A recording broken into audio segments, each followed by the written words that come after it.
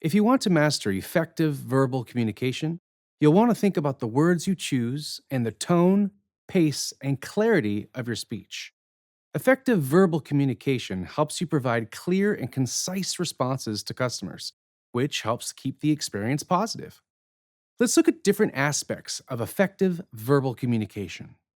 Clarity means speaking in a way that's easily understood.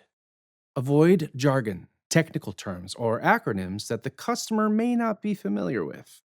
For instance, instead of saying you'll need to initiate a hard reset by holding down the power and volume down buttons simultaneously for 10 seconds, a clearer alternative could be let's try restarting your device in a simple way.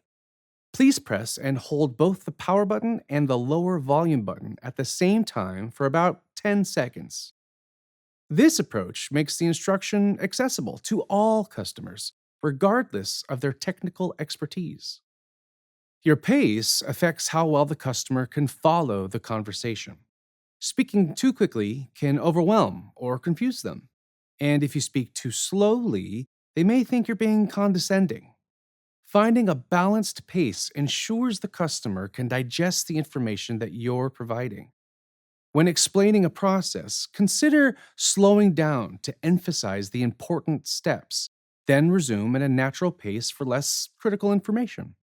This helps you highlight the key points without losing the customer's attention. Your tone of voice helps you convey empathy, friendliness, and professionalism. A positive and upbeat tone can reassure the customer and make them feel valued, even if the news being delivered is not what they were hoping for. Consider the difference in saying, unfortunately, we can't get that product to you by tomorrow, versus, I really wish we could meet that deadline for you. The earliest I can get it to you is the day after tomorrow. We'll do everything we can to make sure it arrives on time. This option uses a sincere and empathetic tone, which softens their disappointment and shows concern for the customer's needs. Active listening involves fully concentrating on what the customer is saying, understanding the message, responding appropriately, and remembering the conversation. You can demonstrate active listening by summarizing the customer's concern to confirm your understanding. You might say, so, what you're saying is that the item arrived damaged and you need a replacement sent as quickly as possible. Is that correct? This clarifies that you have understood the issue and it reassures the customer that you're taking their concerns seriously. Asking open ended questions encourages the customer to provide more information about their issue or needs, which helps you tailor your response to the situation. For instance, instead of asking, did you try restarting your device? Which invites a yes or no answer, you could ask, what steps have you taken to try and resolve the issue so far? This type of question opens up the conversation, giving the customer the opportunity to provide detailed information so you can understand and solve their problem more efficiently.